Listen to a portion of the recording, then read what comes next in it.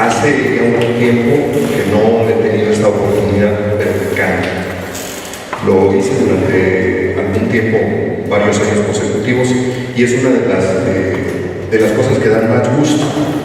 Más gusto porque ya a lo largo de la plática ustedes entrarán en el mood de esta plática, más que una conferencia, y entonces iremos entendiendo por qué es tan sabroso tener este tipo de relaciones con alumnos, con muchachos que están en formación.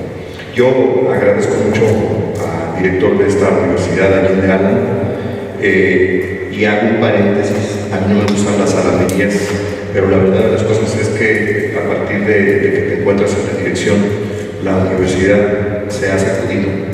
Para mí, su nombre suena y resuena, y me parece que eso será a la larga muy importante. Vale mucho la pena que se genere ese proyecto, se provoque sobre todo el despertar en los alumnos.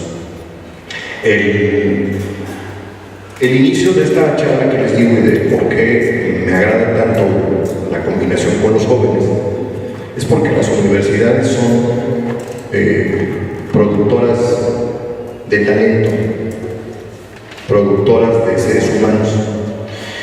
En el nivel universitario es cuando los académicos y los muchachos pretensos para ser después profesionistas empiezan a entrar en una relación que no es la de primaria o la de la secundaria. Ustedes saben bien que su derecho a participar activamente en primaria y secundaria está limitado. En la prepa se despierta un poco más, pero a nivel licenciatura en realidad es cuando se expande. Las universidades tienen entonces, y los muchachos que estudian, los dos un enorme privilegio, porque en ese ámbito, vamos a decirle, en ese caldo de cultivo, se van a sembrar una gran cantidad de semillas en el mismo ámbito, iba yo a decir en la misma tierra, y algunas semillas no darán los frutos que se esperan y otras se pasarán. Y entonces yo, antes de iniciar, no se me quita la mala costumbre de siempre pedir el primer aplauso cuando hago una participación para el auditorio, y en este caso este primer aplauso, esta primera solicitud es para ustedes por estar aquí y por aguantarme la próxima hora.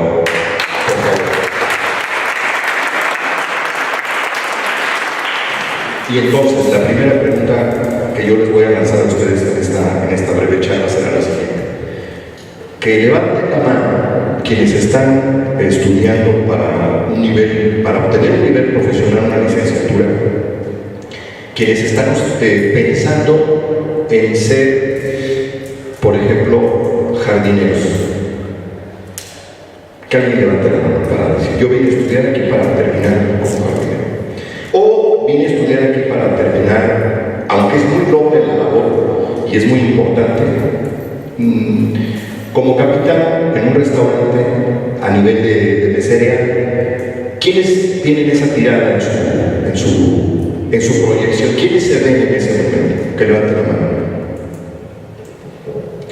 ¿Quiénes se ven como gerentes de un gran hotel de por lo menos 30 o 40 habitaciones?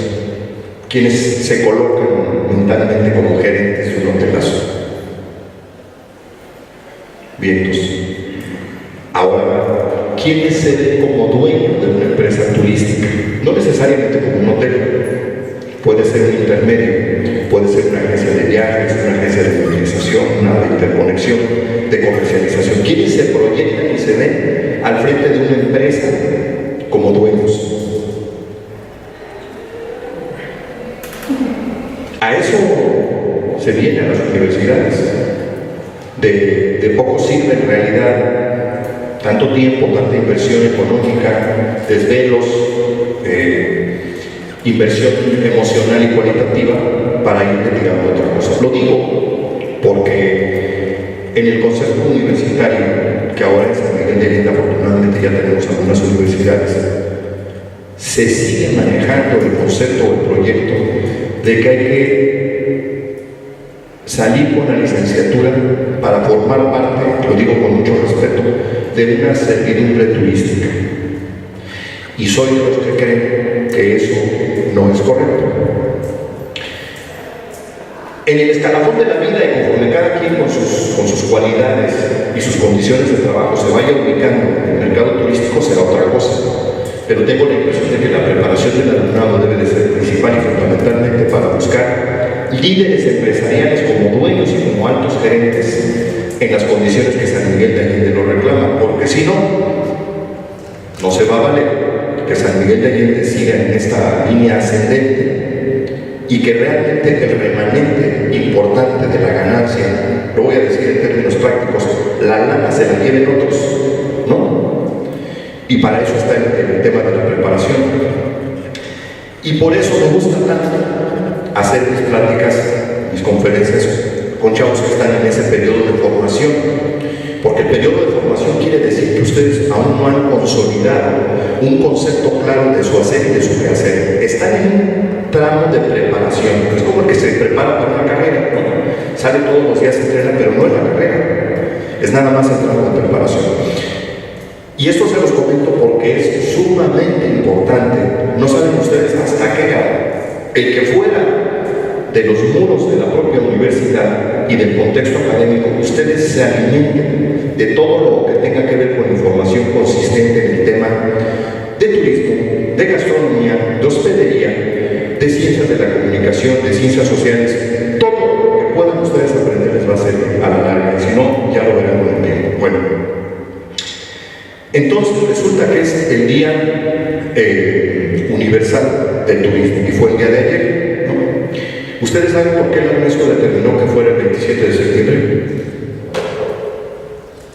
Porque es mi santo. Sí, me la jalé. No, es mi santo, no tengo la culpa. Pero se hace un Día Universal del Turismo porque, no vamos a ver, porque resulta, ahí está, porque resulta que hace 70 años, por eso les decía que es importante que se metan en otras cosas y averigüen. Hace 70 años se cumplen por estos días la fundación de la ONU, es la Organización de las Naciones Unidas, eso todo el mundo lo sabe. Y hay varios organismos que dependen y dependen económicamente de la ONU, como son la Organización Mundial de la Salud, la UNESCO, de la que tanto hablamos y de la que poco sabemos, y la Organización Mundial del Turismo. ¿Alguien sabe, de los que les gusta meterse en el internet, cuándo y dónde será la próxima reunión de la Organización Mundial del Turismo? Lo acaban de decidir hace apenas unos días en la más reciente de las reuniones de la Organización Mundial del Turismo. Ustedes son universitarios y esto lo deben de saber así. Si los calificaban, los reprobaban. Pasó la semana pasada y el maestro Fernando Rivera Rocha fue a parar con sus huesos a Chile, creo que fue Chile, Colombia, a Colombia, qué cosa que yo no estudié en materia, fue a Colombia y ahí se dio la reunión de la Organización Mundial del Turismo en donde se determinaron lineamientos y conductas y cosas que se deben hacer. Pero la sorpresa es que el país sede para el año venidero, en mayo, pues no va a ser París, no va a ser Nueva York, no va a ser San Miguel, va a ser Cuba, va a ser La Habana.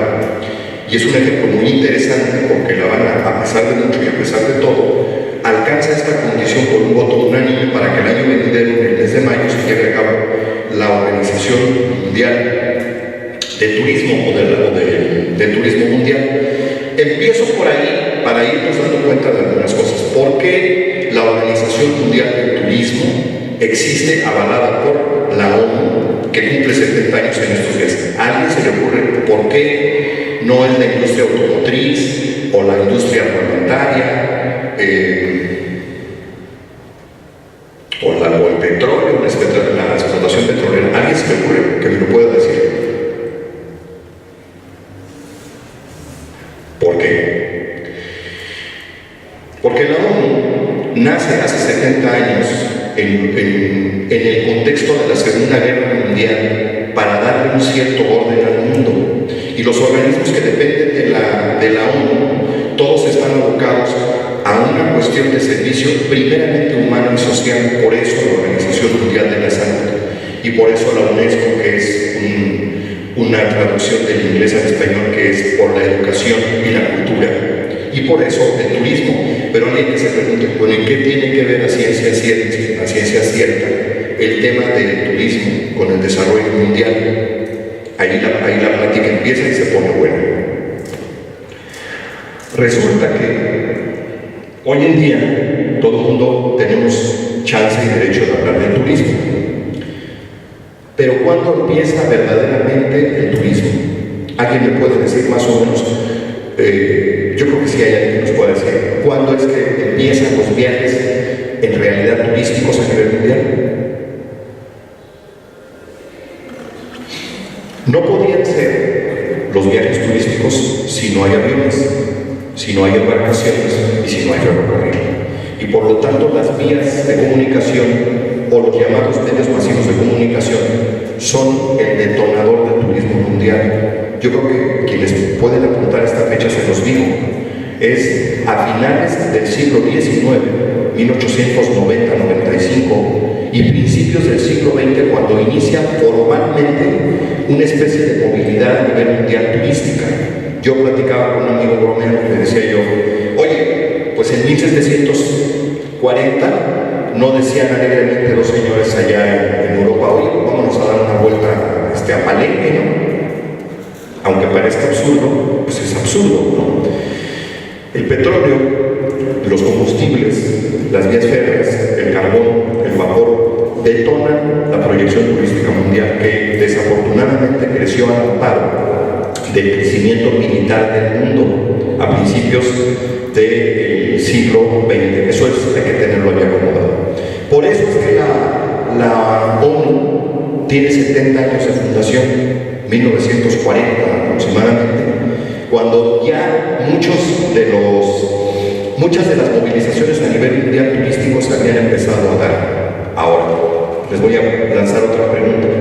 ¿Qué lugar en la economía mundial, para los chavos que están estudiando turismo, ojalá que alguien me pueda decir, qué lugar en la economía mundial ocupa la economía de la industria turística?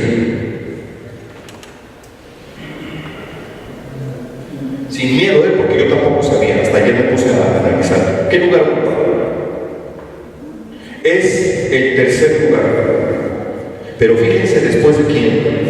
Después de la industria, desafortunadamente, el mayor capital mundial económico lo tiene la industria armamentista de todos los países.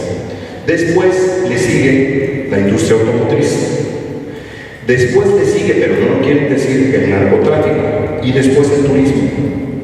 Pero no puedo decirlo el narcotráfico porque no hay cifras ciertas en nada. Entonces, el tercer lugar en la economía mundial es el turismo. Cuidado con eso.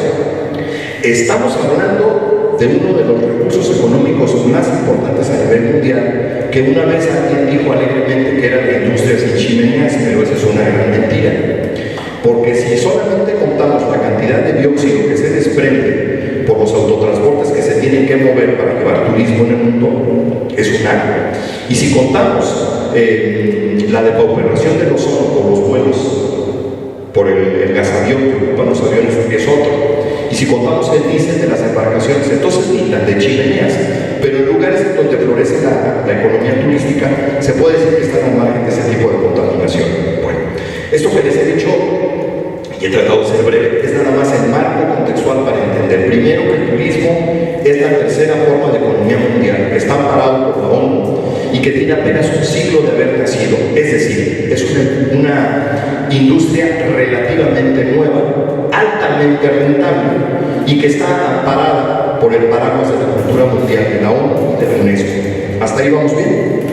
Bueno, entonces resulta que el 18 de diciembre de hace 460 años, a ver si alguien saca la cuenta rápido con una de las maquinitas, que le reste a 2015 460, y el 18 de diciembre, en aquel entonces, México, lo que llamamos México, que era el virreinato de la Nueva España, este dato es muy interesante, el virreinato de la Nueva España, se le ocurre, y a mí me gustaría saber por qué, que este lugar que era denominado pueblo de indios, por la presencia de otomí y chichimeca, tenía que ser amparado por una ley especial que mandara el rey de España a través del virrey para convertir este lugar en lo que se llamó Villa de Españoles.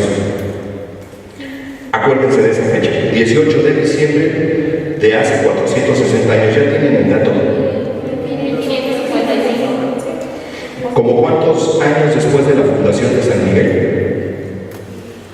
Por ahí, por ahí de la fundación. Bueno, el lugar que era tierra de indios, me decía el otro día un amigo, no les voy a decir quién, dice, pues San Miguel de Allende será villa de españoles, pero para mí sigue siendo tierra de indios, decía él. Bueno, ¿qué pasa cuando se convierte en villa de españoles? El virrey le otorga una condición especial a este terruño, en el que cruzaba el camino de tierra adentro, por el que salía la mayoría de oro y plata que se extraía de Zacatecas y de Guanajuato.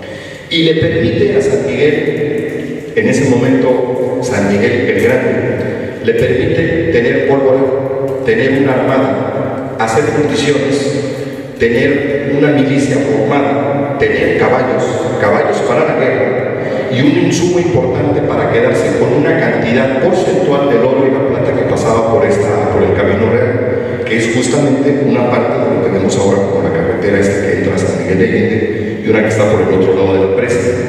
Y eso le cambia por completo el destino y la fase a San Miguel de Allende hasta convertirlo hoy, 460 años después, a querer o no, en un núcleo turístico importante, pero no tan importante como nos lo cuentan. Es decir, ni tan malo como dicen los enemigos del turismo, ni tan bueno como dicen los políticos que dicen que esto va muy bien. En la mañana, don Rubén Pérez Prima, así levemente, nos dijo datos muy interesantes. Él, como hombre de la hotelería, al revelarnos que no es cierto que San Miguel está por el 100 y pico % de su ocupación, como hemos oído en algún informe, ¿no? Y que en la realidad de las cosas pues andan alrededor del 40%, lo que es triste, ¿no? Para darnos unos datos. Entonces San Miguel no es el centro del mundo, ni es en realidad la ciudad más bonita del mundo. Esto no es ningún secreto, no quiero quedar mal con nadie, pero nada más vale la pena revisar algunas de las cosas que hay alrededor para darse cuenta de que no están así. No es político el comentario, es una aceleración para instalarnos en realidad en donde estamos. Podemos ver la primera placa, si eres tan amable, Lupita. A ver. Vamos a pasar por el 7 de julio. Este está bien. El día 7 de julio del año 2008, y después del trámite de cerca de una década, y después de 7 millones y pico de pesos invertidos en el proyecto, se logra que la ciudad de San Miguel de Allende, unida a el santuario de Jesús Nazareno de Totonilco, unida, no separadas, alcance la denominación dentro de la lista de la protección del patrimonio mundial. Se necesita una explicación para entender por qué existe la protección del patrimonio mundial. No se engañen pensando que la denominación de patrimonio mundial es como un concurso de belleza, una pasarela, y la chica que esté mejor es la que gana. No. Son ciudades que están en cierto riesgo y que por su belleza, su autenticidad y sus valores intrínsecos deben de ser protegidas en un contexto universal. Eso es lo que realmente quiere decir pertenecer al patrimonio mundial. Ojo, un riesgo, una belleza intrínseca, genuina y original que debe de ser cuidada. Pero eso evidentemente detona en otro ámbito un interés universal por decir, oye, si esa ciudad está muy hermosa, hay que ir a visitar. O como en el caso de los concursos de belleza que dicen que esa chava está muy bien, vamos a ver si de veras califica. Entonces se genera un interés. Pero resulta de que el 7 de julio del año 2008, y es muy interesante que sea el 7 de julio, porque el 7 de julio sigue siendo la fecha de San Fermín. Se hacen las fiestas del Señor San Fermín en Pamplona, España. Pamplona es patrimonio mundial y tiene su pamplonada, tiene su encierro tipo Pamplona y no pasa nada. Aquí existía la pamplonada, luego la San Miguelada y finalmente, como dijo Niño de Rivera, terminó siendo la salvajada. No me meto al tema, pero se eliminó curiosamente San Fermín, nos retira la fiesta de San Fermín, la famosa San Miguelada, y con la derecha nos otorga la condición de patrimonio mundial. México tiene 10 ciudades distinguidas como patrimonio mundial. La primera fue en entre el año de 1900, por el año de 80-82, una de las primeras ciudades, miren, aquí las podemos ver. Desde la más antigua, que fue el centro histórico de la Ciudad de México, Xochimilco en 87, Oaxaca y la zona arqueológica de Monte Albán, 87, Puebla, 87, Guanajuato y Minas adyacentes, 88, Centro Histórico de Morelia, 91, Zacatecas, 93, Monumentos Históricos de Querétaro, 96, Tlacotalpan, Veracruz, 98, que ha estado en riesgo de perder la denominación en 2 ocasiones, Campeche, 99, y la última ciudad patrimonio mundial de la lista de ciudades patrimonio mundial. Esto es una cosa interesante porque ya no se han inscrito más. Candidatos sí hay, pero no se han inscrito más. Es en el año 2008, el 7 de julio del año 2008. Bueno, como formamos parte de estas 10 ciudades patrimonio mundial, lo primero que sucede es preguntarse algo. Las ciudades patrimonio mundial más importantes de Europa están en España, Francia e Italia. ¿Estamos de acuerdo? Tienen mayor cantidad de ciudades. México ocupa un lugar no tan preponderante, pero en el continente americano, con estas 10 ciudades, ocupamos el espacio número 1 en todo el continente. No nos lo regalaron.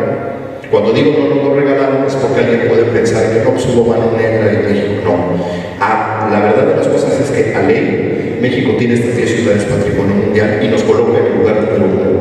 Y en el tercer lugar mundial, después de España, Francia e Italia, cuarto lugar. ¿Por qué hago la comparación? Esta comparación siempre me gusta. Un visitante, estamos hablando de turismo, que visita cualquiera de estas 3 primeras ciudades o centros turísticos, España, Francia o Italia, gasta 7 veces más. Oigo, invierte en 3 o 4 días de viaje con el tipo de cambio 7 veces más que visitar cualquiera de las 10 ciudades mexicanas patrimonio cultural de la humanidad. ¿Por qué si somos el cuarto sitio no estamos rankeando en la misma cantidad de lana que están utilizando las ciudades patrimonio mundial? Esa es una pregunta que yo no puedo resolver, pero en el país ha generado mucha suspicacia. Bueno, tenemos esto, lo podemos explicar.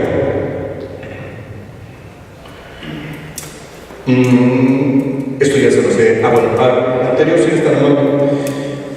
Resulta que la empresa que dirige mi esposa, un servidor, porque vamos a hablar del tema del Congreso, teníamos una preocupación, yo como presidente del Consejo Sanmiguelense de Agricultura, porque el 7 de julio del 2008 se echaron cohetes y salieron en las portadas de los diarios, ¿no?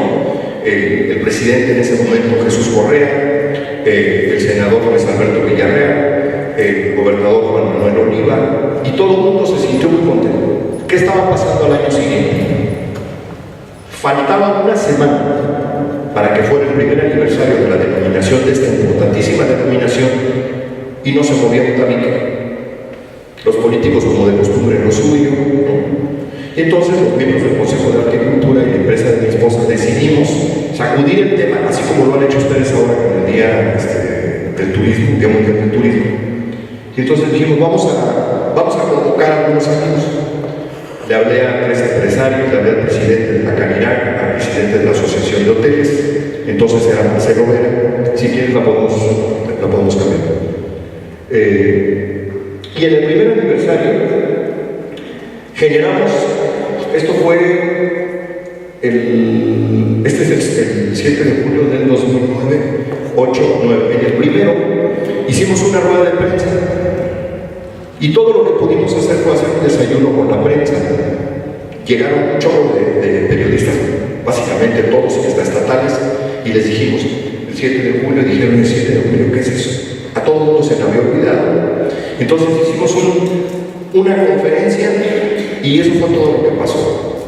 Pero se sacudió mucho y se generó un ambiente muy interesante, porque sobre todo los jóvenes en ese momento empezaron a sentir que por qué ese logro y ese alcance que la ciudad había tenido no se explotaba. Ese año unimos a las secciones 13 y 45 del sindicato de maestros. Hicimos una campaña escuela por escuela. Digo ahorita que Rubén decía que repartió volantes, así me la tiré, vamos a hacer unos volantes. La gente no se acordaba del patrimonio, no sabía qué era, decían que iba a subir el predial, que iba a subir la luz, que se iban a venir todos los gringos del mundo. Fueron cosas que no fueron tan ciertas, pero se logró. Después, a ver, yo lo dejo eso en la memoria. Fue el primer aniversario, no faltó quien, les voy a ser sincero, dijera, bueno, ¿qué interés macabro Rubio de meterse en el tema de lo del patrimonio? ¿O por qué le da por enaltecer la efeméride? Eso ha pasado cuando ya se le había olvidado a todo el mundo y todo el mundo estaba un poco aletargado en torno al tema del patrimonio. Luego viene, vamos a ver, el segundo aniversario, como parte de las actividades, algunas de las que hicimos en el segundo año, que ya no se había convertido en congreso. Yo lo único que hacía era una pachanga, ¿no? Que fue creciendo y ahora lo van a ver. Pero en el segundo invitamos a los cronistas. El más joven en aquel entonces era yo, pero ahí se nota el maestro Isauro Riona, el viejito de la barba del medio, que es, aparte del presidente de la Crónica del Estado de Guanajuato, un excelente amigo antes de fallecer. Bueno, en el año 2010 se genera una circunstancia muy interesante porque realizamos varias actividades que iban focalizadas a unir estrechamente dos temas: el tema de identidad nacional, sentido de pertenencia y la fiesta maravillosa del 100 y del 200 aniversario de independencia y de revolución. Y lo logramos. Entonces ahí está un esfuerzo de lo que hicimos, nos metimos con Bellas Artes y el día de la fiesta del 7 de julio se combinó con otras cosas para poderle dar más nombre y fuerza. En el año 2010, bueno, echamos mano del arte popular, las mojigangas, pero sin olvidar algo, porque empezó a surgir una inquietud que era muy valiosa. De nada servía que se tuviera la condición de patrimonio mundial si el sanmiguelense nacido y no nacido aquí, pero sobre todo de identidad mexicana, no tenía perfectamente claro lo que constituía para él este nuevo argumento de consolidación de sentido de pertenencia.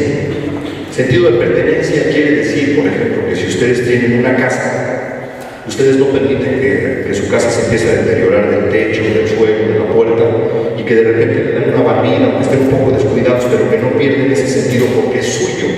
Y lo que es tuyo, lo que es propio de ti, lo cuidas. Difícilmente alguien va a dejar la puerta de su casa abierta o deja por ahí, a menos que sea un olvido.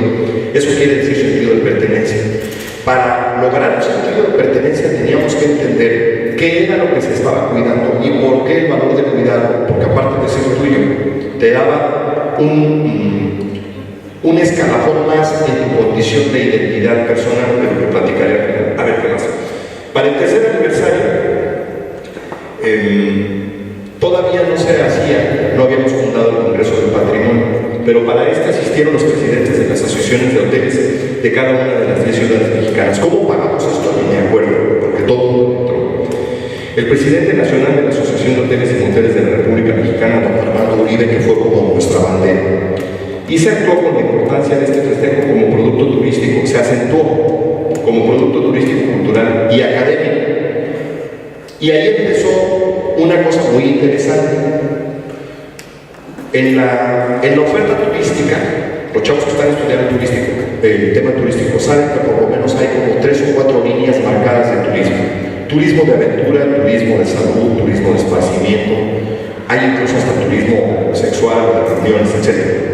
Pero el tema de turismo cultural empezó a tener un peso específico ya a su par como una verdad, no solamente a nivel nacional, sino que en la reunión de la Organización Mundial del Turismo acentuaban el hecho, la necesidad de trabajar sobre el turismo cultural, porque había una degradación muy interesante del interés de quien visitaba, no solamente por visitar sol y playa, que ese ha sido un problema muy serio, ¿no? De que toda la gente vincula descanso o vacaciones con encuerarse y asolearse y emborracharse, en el orden que lo acomoden, ¿no? O sea, en el orden que lo quieren, pero es así. Te encueras, te bañas y te emborrachas. Y el protocolo cultural proponía una situación diferente y entró muy bien el tema de San Miguel porque era, aparte de ciudad patrimonio mundial, fragua de la independencia nacional, el estado de Guanajuato, la única demarcación geopolítica con 2 ciudades patrimonio, 2 sitios, pero curiosamente eran 2 ciudades históricas en las que también independencia y revolución tuvieron que hacer, y entonces agigantaba el concepto para poderlo potenciar como un producto turístico y cultural. Bueno, seguimos. En el año 2011, que vinieron a San Miguel de Allende por la convocatoria de San Miguel, representantes de Querétaro, Zacatecas, Tlacotalpan, Ciudad de México, Guanajuato, San Miguel de Allende, y firmaron una carta de intención para colaborar entre sí para promocionarse y fortalecerse en el sector turístico. Y entonces, los directivos del turismo estatal se empezaron a jalar el pelo,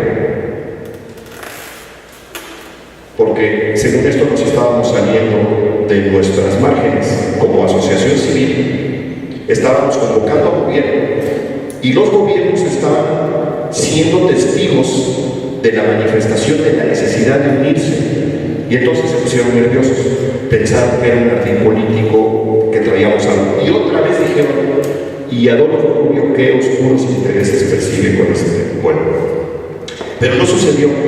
El 7 de julio, bueno, estamos aquí en el Hotel Real de Minas, donde está el póster que dice 7 de julio, que está Pepe Báez, entonces vicepresidente de la Cruz Roja, que también los involucramos. Armando Uribe con esa casa con una cara de inmensa alegría que lo caracteriza, de corbata blanca y camisa azul, y el resto de los invitados estábamos dándole no sabíamos que estábamos frente a algo que estaba creciendo solo y muy fuerte. Las ciudades ya habían firmado un documento, se había creado una red social de internet de ciudades patrimonio mundial, y estábamos nosotros trabajando con los protagonistas de la hotelería de las ciudades y con personalidades del gobierno, sin ser gobierno. Ojo, porque todavía no aparecía en este contexto absolutamente nadie que tuviera que ver con gobierno. De repente por ahí no estaba nada. En el 11, aquí fue una cosa muy interesante porque logramos consolidar a universitarios en un papel protagónico, porque se me ocurrió invitar a la Universidad de León, y ahora, si quieres, dejas el cartón para que no se vea tan rápido. Se me ocurrió invitar a la Universidad de León y decía yo, bueno, ¿cómo lo hago para que colaboren? Y entonces surgió la idea de que hicieran unas maquetas, y los chavos de la carrera de arquitectura se prendieron, hicieron unas maquetas, pero empezamos a generar un entreverado y un entramado muy interesante, porque si ustedes se dan cuenta, eran los chavos que estaban en esto que yo les digo a ustedes, la etapa de formación, y el tema del patrimonio mundial no era para ellos una cosa lejana, sino participaban directamente. Entonces hicieron una maqueta y una explicación que están en la parte de atrás de cada una de las 10 ciudades patrimonio. ¿Podemos ver? La exposición fue impresionante, fue simplemente impresionante. Esto que ustedes ven de cantidad de personas era diario. Se logró, la verdad de las cosas, se logró una amalgama muy interesante, porque era la primera vez que universitarios, esto es en serio, universitarios, sector privado, asociaciones de hoteles, la Canirac y uno que otro despistado del gobierno participaban, y las emisoras de radio no cobraron un solo peso y participaron de lleno. Entonces aquello fue creciendo mucho. Bueno, aquí son algunos de los muchachos de Tlacotalpan. Les voy a poner un ejemplo. Estos chavos hicieron esta maqueta que se ve ahí abajo. Elena C., la morenita que está ahí de pelo entrecano, era en aquel entonces la directora de lo que era el Consejo Turístico de Tlacotalpan. Hoy es regidora y es la directora de Cultura en Tlacotalpan. Bueno, pues resulta de que les dio como premio en aquel entonces, en el año 2011, llevarse a todos los chavos que hicieron la maqueta una semana con gastos pagados a Tlacotalpan. Le brotó del alma en el momento y me dijo: yo no sé cómo lo voy a pagar. Entonces el Hotel Real de Minas y otros empresarios les pagaron parte del transporte y se fueron. Entonces, venga, esto es otro de las cosas que hicimos. Ahí están las lonas de 7 de julio. En esta ocasión, esta figura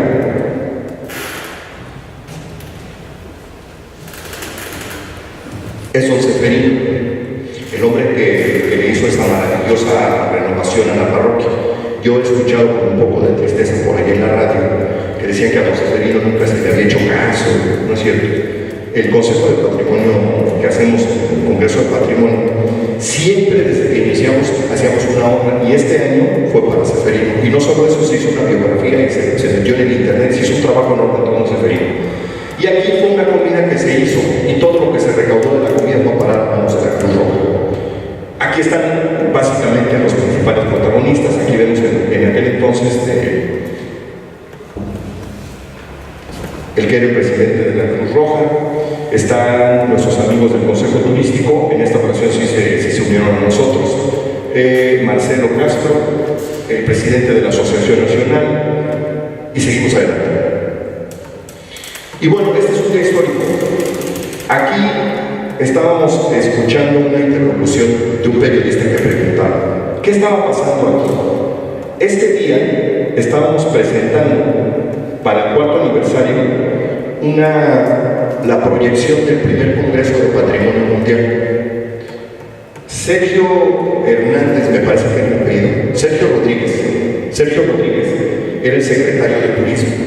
A la derecha, Javier Salas, presidente de la Asociación de Hoteles y un servidor, y le estábamos entregando a él y a Gloria Cano el primer anteproyecto del primer Congreso de Patrimonio Mundial. Lo aceptó y se lo llevó y dijo, no, esto lo vamos a apoyar, esto es una locura. Nos explicó en ese momento que ninguno de los municipios o de las ciudades Patrimonio Mundial, de las 10 ciudades de nuestro país, algunas de ellas con más de 25 años, habían tenido la idea de generar algo tan elemental y sencillo como un pequeño congreso desde la sociedad civil, con universitarios, empresarios y gobiernos sobre patrimonio.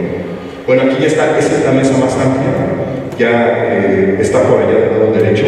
Quien estaba al frente de Cañac, este muchacho de Canaco Servitud, que es el dueño de Protopizza, Silverio, perdón mi desmemoria. Aquí está Gloria Cano, estaba tomando nota y recibiendo en sus manos el primer proyecto. Fue un día muy interesante. Esto fue en el Hotel Villas el Molino, ¿no? El Molino, en aquel entonces. Bueno, luego vino, en el año 2012, se concluye las actividades del 2012 con una maravillosa conferencia que dio Gabriela Cepeda, precisamente sobre la Cañada de la Virgen, que ustedes ya escucharon hace un momento. Aquí estaba el director de la Universidad de León, esta encantadora niña que era entonces la gerente del hotel que hoy se llama Imperio de Ángeles, Gabriela Cepeda, entonces Javier Sánchez Servidor. Vámonos. Para el 5º aniversario, entonces es que se funda ya el Congreso del Patrimonio Mundial. ¿Vamos?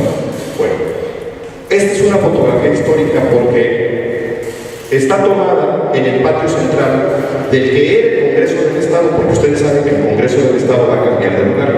Entonces esta fotografía, por las gestiones del diputado Óscar Arroyo, logramos que la primera rueda de prensa de convocatoria para el primer Congreso del Patrimonio Mundial se hiciera nada menos y nada más que en el patio central del Congreso del Estado. Así, con un lleno absoluto de prensa, y la verdad de las cosas es que la pregunta que siempre nos hacían era cómo podíamos haber alcanzado ese nivel de éxito si realmente habíamos arrancado de nada. Bueno, ya está. Este es uno de los paneles más importantes de conferencistas que se han tenido en San Miguel de Allende en un congreso de estas dimensiones, porque era Roberto Zapata, director general de la cadena de hoteles Misión, pero aparte tiene un puesto destacado en la Asociación de Hoteles de la Ciudad de México. Jorge Hernández, delegado presidente de la Confederación Nacional Turística. Óscar García, presidente electo de MPI. Armando Uribe, presidente de la Asociación Nacional. Julio Castañeda, un gran amigo, presidente nacional de agencias de viajes. Y Víctor Carvajal, especialista en encontrar grandes. Nos dijo uno de los asistentes, nos dijo, ¿cómo le hiciste para reunir a esta gente? Que muchos de ellos tenían problemas políticos entre sí. El fiel de la balanza para que se lograra fue Armando Uribe, que fue nuestro padrino, pero otra cosa, la espléndida bondad de los hoteleros de San Miguel y la ciudad, que nos hizo sentarse en una mesa de debate que fue exquisita. Bueno, aquí están muchachos de la UTSR participando como asistentes en el apoyo logístico. Es una entidad con la que hemos trabajado mucho. Y tuvimos una idea. En realidad la idea fue de mi esposa Guadalupe Mesa, que fue darle al Congreso un plus muy interesante. Teníamos una escultura de don Genaro Almanza, esta,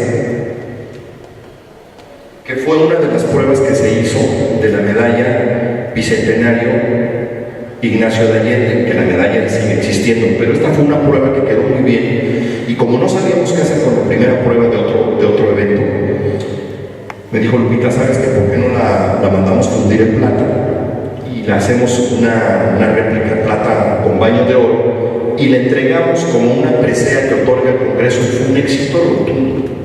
Este personaje, Fernando Comper, está considerado mundialmente como el padre del turismo de reuniones. Él concibió el turismo de reuniones en nuestro país de principio a fin.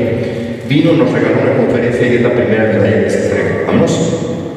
Bueno, aquí está un momento interesante, las constancias que se obtienen al asistir al Congreso. Este Congreso tiene un principio de orden social.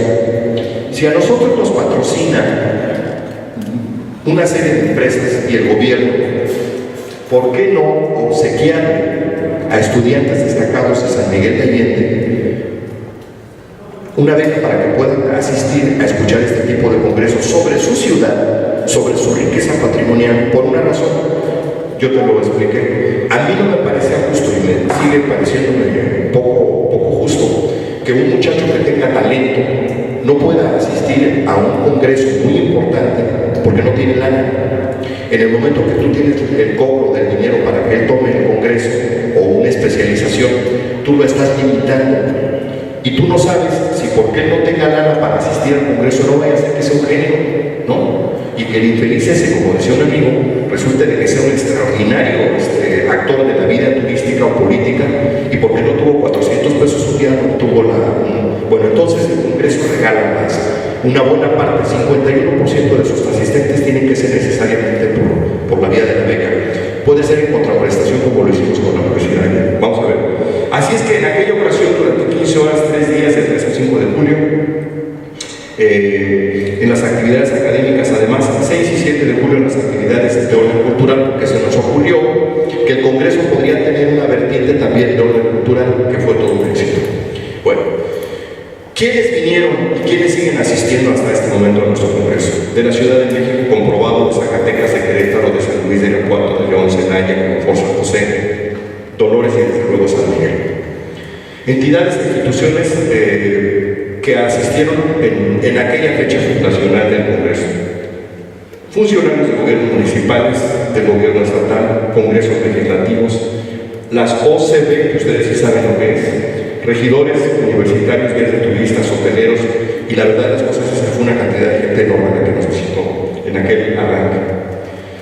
Entidades participantes igualmente, la Secretaría de Turismo del Estado, el Congreso del Estado, el Congreso Federal, el Gobierno Municipal de San Miguel de Allende a través de la Dirección de Fomento Económico, Turismo y RI, la Asociación de Hoteles, la cadena de hoteles Visión, muy importante, la Asociación Nacional de Hoteles y Moteles, la Asociación Nacional de Agencias de Viajes, la Confederación Nacional, la Universidad de León, la Tecnológica, la Universidad de Allende, la Vinícola, Cuna de Tierra, Imagen 105.9, Radio Universidad de Guanajuato, Canal Digital, Organización Editorial Mexicana, Casa Zacatecana.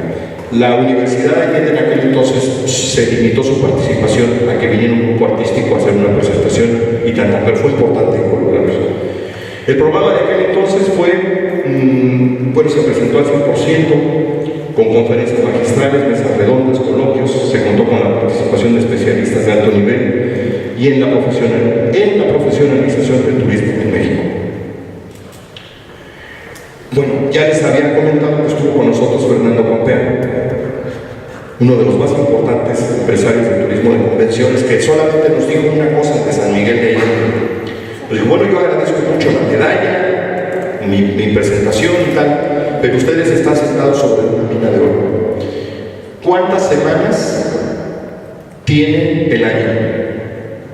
Se los voy a poner así. ¿Cuántos meses tiene un año? 12 por 4. Digamos que 50, ¿no? Entonces nos decía Comper, necesita para llenar el hueco de martes a viernes 50 actividades fuertes, 50 congresos. Y decía, si tú haces un congreso de 300 personas, tienes 300 camas, más sus acompañantes y la parafernalia, vétela a 400 y abates una necesidad económica. Por eso es un genio Comper, pero lo primero que nos dijo es, una ciudad patrimonio mundial no es por añadidura un producto turístico. Son dos cosas diferentes. Y nos dijo, hay ciudades que no son patrimonio mundial y tienen muchísimo más turismo que San Miguel de Allende, y son más pequeñas, porque son producto turístico.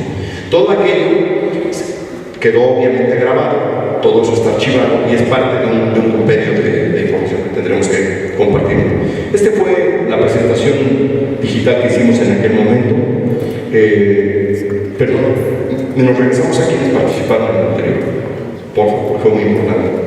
Bueno, Carlos Máquina, exsecretario de Turismo de la Ciudad de México, Roberto Zapata, director de Hoteles Misión, Jorge Hernández, que ya lo había mencionado, presidente de la Confederación, Oscar García, don Armando Uribe, a Víctor ya lo había mencionado, Gabriela Cepeda, Salvador Sermiño Méndez, catedrático de la Universidad de León, Manuel Sánchez Martínez, catedrático de la Universidad de Guanajuato, del ICOMOS, que es un organismo amparado por UNESCO, y Miguel Valls, que les encantó en las conferencias del año pasado. Venga, sigue.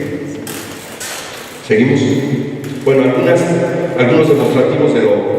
Siempre está igual, siempre se llena el Congreso ya llegó para quedarse, se quedó como un... Aquí, esto es una discusión amable que tuvimos con el secretario de Turismo, que no entendía mucho por qué poníamos tanto énfasis en el tema del Congreso y nosotros lo retratábamos como un caso de éxito consolidado, porque es genuino, porque es multidisciplinario, verdaderamente cosmopolita, crece, se proyecta, impacta, genera una inversión segura y genera, por lo tanto, una riqueza segura, que era el tema de lo que hablábamos. Siguiente. Bueno, este es el cartel del segundo, donde ya estuvo Tlacotalpan. Aquí nos pusimos verdes, yo creo que la culpa porque la fotografía, los fotógrafos en concreto. Aquí, fíjate lo que son las cosas, Alan. De haber hecho nuestra primera rueda de prensa en el Congreso del Estado, ¿saben en dónde estamos? En el patio central del Palacio Legislativo de la Ciudad de México. Estamos en San Lázaro. Esa foto se tomó en San Lázaro. Por eso está ahí, no te regresas, por favor. Por eso aparece el símbolo del escudo nacional y aquí. Y este señor que después se hizo muy famoso en las redes sociales, que fue el presidente de la Comisión de Ciudades Patrimonio Mundial, ¿cuál era su apellido?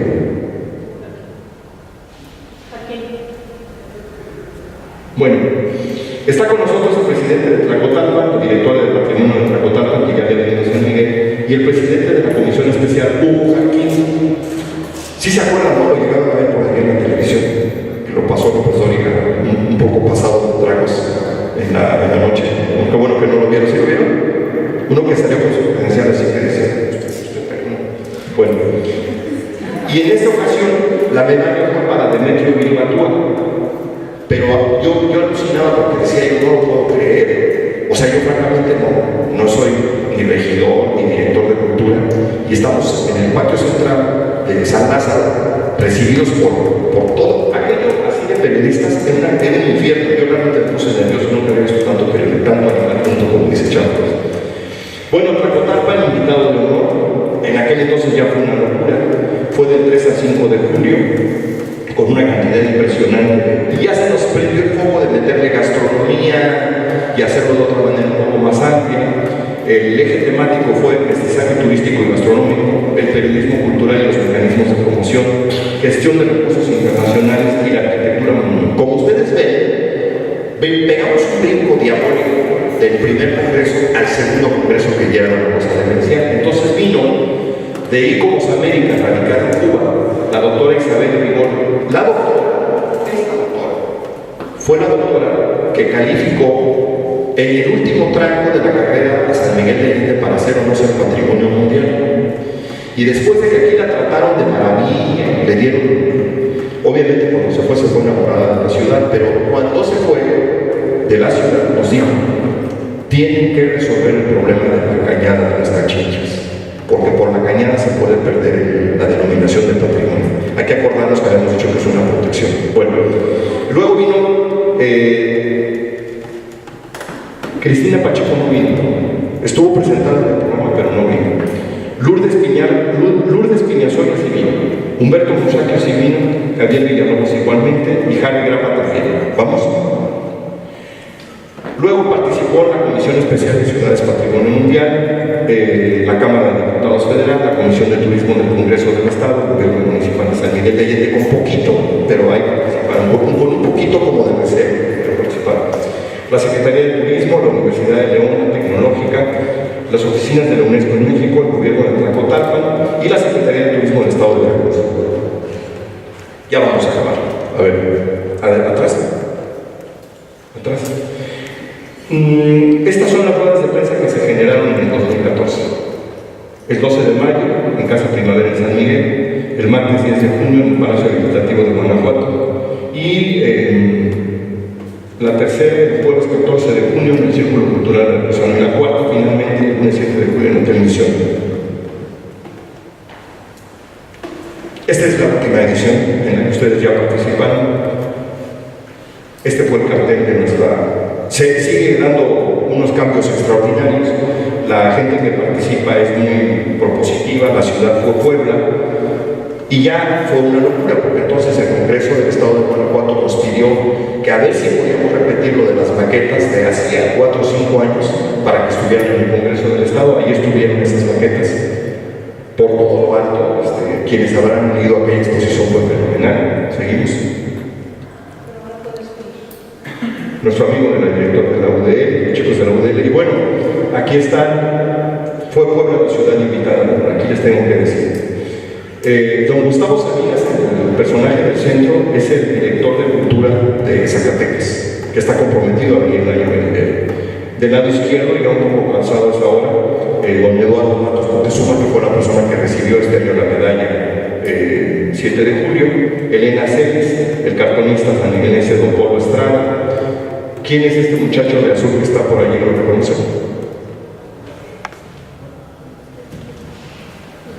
Es un famoso docente sanmiguelense. Se me olvidó ahorita su nombre. La maestra, ella, nunca me voy a poder acordar de su nombre, siempre se me va.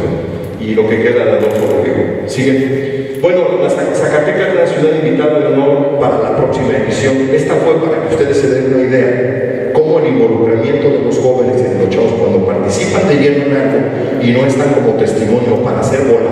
Miren, hicieron a mano este escudo. Cuando lo vio la gente de Zacatecas se quedó impresionada realmente. Los estudiantes de la carrera de competencias al margen, ahí le echaron mucho corazón, sacaron pero es totalmente hecho a mano. Bueno, ¿es el último? No, a ver, cuando comencé la plática, les comentaba a ustedes que la denominación del patrimonio mundial es para una ciudad que tiene un cierto riesgo. ¿Estamos no? ¿De quién es el riesgo? Puede venir el loco a comerse en la ciudad. La iniciativa privada puede ponerse a sus estupideces. Uno de los principales problemas es la falta de sensibilidad de los gobiernos. Así como ustedes la ven, sin estos tornillos, herradumbrada, llena de tierra, fue la placa que honrosamente se colocó el día 21 de enero del 2009 para celebrar la inclusión de San Miguel de Allende en la lista de patrimonio mundial. ¿Y dónde está la placa? Al final se la robaron. Nada más para poder regresar a la placa. Nada más para dar un pequeño ejemplo de la negligencia de quienes en su momento vienen amablemente a decirnos que van a hacer todo lo que van a poder hacer por una ciudad y que en la realidad los hechos se los ponen. Tuve la desgracia de ser invitado como presidente del Consejo de Arte y Cultura al momento de la revelación, que fue el 21 de enero de 2009. Fue impresionante. Un enlotado maravilloso en la plaza cívica, vino el ejército mexicano, yo me sentía fantástico. A los meses después, eso fue lo que fue pasando, hasta que simplemente subió el tema, y por eso un poco la necesidad de que, como decía Rubén Pérez Fino, yo casi con eso voy con la conclusión. Este es el texto de la placa. Es un poco largo, pero tiene la parte consustancial, porque es en el 240 aniversario del natalicio de don Ignacio de Allende. La Villa Protectora de San Miguel y el Santuario han sido inscritos en la lista del Patrimonio Mundial en virtud de la Convención para la Protección del Patrimonio, Cultura y natural. La inscripción en esta lista consagra el valor universal excepcional de un bien cultural o natural para que sea protegido en beneficio de toda la humanidad. Eso lo dice el Comité del Patrimonio Mundial con que declara el 7 de julio de 2008. Bueno, como decía Rubén, la responsabilidad va a ser de las jóvenes generaciones que van a tomar en sus manos la necesidad de seguir adelante con este tipo de acciones de protección. Yo me despediría diciéndoles que lo que dijimos al principio, ustedes están en un lapso de formación académica y de formación como seres humanos. Pueden tomar esto como algún ejemplo, no lo hemos hecho bien, nos hubiera gustado hacerlo mucho mejor, pero sí hubo una cantidad importante de obstáculos que se fueron salvando. Tómenlo en sus manos. Alan, muchísimas gracias, espero no haberme pasado del tiempo, pero creo que todo lo que teníamos aquí preparado era importante para ustedes. Muchísimas gracias. Si hay alguna pregunta de tiempo para resolverla.